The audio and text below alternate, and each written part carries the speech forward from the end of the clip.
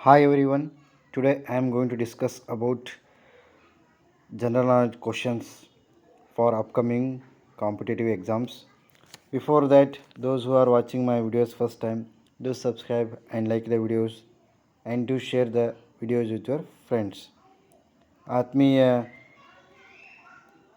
ಸ್ಪರ್ಧಾ ಪರೀಕ್ಷೆಯ ಅಭ್ಯರ್ಥಿಗಳೇ, ನಿಮಗೆಲ್ಲ ಗೊತ್ತಿರೋ ಹಾಗೆ ಇಂದು ನಾನು ಕೆಲವೊಂದು ಸಾಮಾನ್ಯ ಜ್ಞಾನ ಪ್ರಶ್ನೆಗಳ ಬಗ್ಗೆ ಚರ್ಚೆ ಮಾಡ್ತೇನೆ.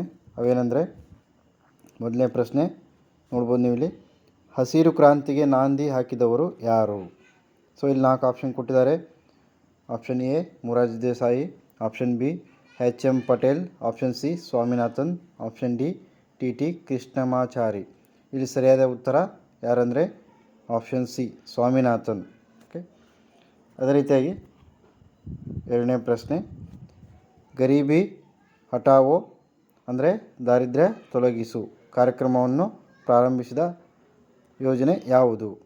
ಓಕೆ, ಸೊ ಇಲ್ಲಿ ನೋಡ್ಬೋದು ಯಾವ ಯೋಜನೆ ಅಂದರೆ ಇಲ್ಲಿ ಮೊದಲನೇ ಆಪ್ಷನ್ ಆಗ್ತದೆ, 5ನೇ ಪಂಚವಾರ್ಷಿಕ ಯೋಜನೆ ಸರಿಯಾದ ಉತ್ತರ.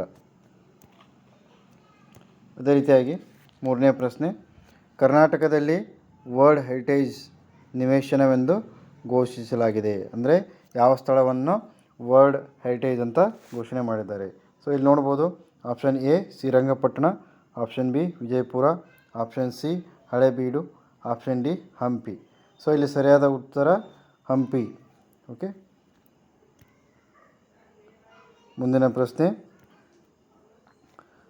ಕರ್ನಾಟಕದಲ್ಲಿ ನಿರ್ಮಲ ಗ್ರಾಮ ಯೋಜನೆ ಪ್ರಾರಂಭವಾದ ವರ್ಷ ಯಾವುದು? ಸೊ ಇಲ್ಲಿ ಸರಿಯಾದ ಉತ್ತರ ನೀವು ನೋಡ್ಬೋದು ಆಪ್ಷನ್ ಎ 1995. ಮುಂದಿನ ಪ್ರಶ್ನೆ, ಭಾರತದಲ್ಲಿ ಆಪರೇಷನ್ ಫ್ಲಡ್ ಕಾರ್ಯಕ್ರಮವನ್ನು ಯಾವುದಕ್ಕೆ ಸಂಬಂಧಿಸಿದೆ? ಸೊ ಇಲ್ಲಿ ಆಪ್ಷನ್ ಎ ಪ್ರವಾಹ ನಿಯಂತ್ರಣ, ಆಪ್ಷನ್ ಬಿ ಕ್ಷೀರೋತ್ಪಾದನೆ, ಆಪ್ಷನ್ ಸಿ ತೈಲೋತ್ಪಾದನೆ, ಆಪ್ಷನ್ ಡಿ ನೀರಾವರಿ. ಸೊ ಇಲ್ಲಿ ಸರಿಯಾದ ಉತ್ತರ ಆಪ್ಷನ್ ಸಿ ಅಂದರೆ ತೈಲೋತ್ಪಾದನೆಯನ್ನು ಆಪರೇಷನ್ ಫ್ಲಡ್ ಅಂತ ಕರೆದಿದ್ದಾರೆ. ಓಕೆ, ಮುಂದಿನ ಪ್ರಶ್ನೆ ಸಂಖ್ಯೆ 6, 2004 ಸಾಲಿನ ಎಕನಾಮಿಕ್ ಟೈಮ್ಸ್ ಪತ್ರಿಕೆಯ ಬಿಸ್ನೆಸ್ ಲೀಡರ್ ಬಹುಮಾನವನ್ನು ಪಡೆದವರು ಯಾರು? Option A Azim Premji, option B Kiran Mazumdar, option C Praveen Kadle, option D ಯಾವುದು ಸಿ ಕೆ ಪ್ರಹ್ಲಾದ್. ಇಲ್ಲಿ ಸರಿಯಾದ ಉತ್ತರ ಸಿ ಕೆ ಪ್ರಹ್ಲಾದ್.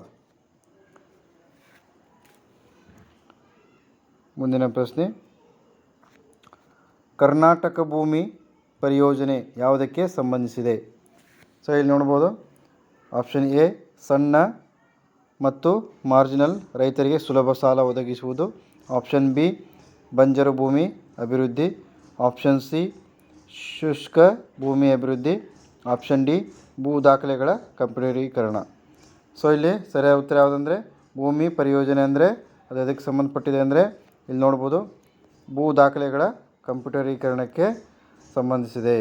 ಓಕೆ, ಮುಂದಿನ ಪ್ರಶ್ನೆ ನೀವು ನೋಡ್ಬೋದು, ಶ್ರವಣಾತೀತ ತರಂಗಗಳನ್ನು ಬಳಸಿ ಈ ಕೆಳಗಿನ ಯಾವುದರ ಚಿತ್ರವನ್ನು ತೆಗೆಯಬಹುದು?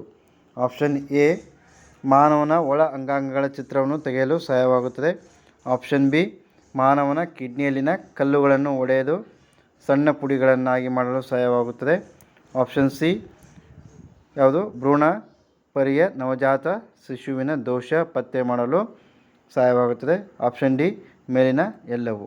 ಸೊ ಇಲ್ಲಿ ಸರಿಯಾದ ಉತ್ತರ ಮೇಲಿನ ಎಲ್ಲವೂ. ಯಾಕಂದರೆ ಶ್ರವಣಾತೀತ ತರಂಗಗಳನ್ನ ಈ ಎಲ್ಲ ಒಂದು ಪ್ರಯೋಗಗಳಿಗೆ ಬಳಸ್ತಾರೆ. ಓಕೆ, ಸೊ ಹಾಗಾಗಿ ಮೇಲಿನ ಎಲ್ಲವೂ. ಓಕೆ, ಮುಂದಿನ ಪ್ರಶ್ನೆಗಳನ್ನ ನೆಕ್ಸ್ಟ್ ವಿಡಿಯೋದಲ್ಲಿ ನೋಡೋಣಂತೆ. Thank you.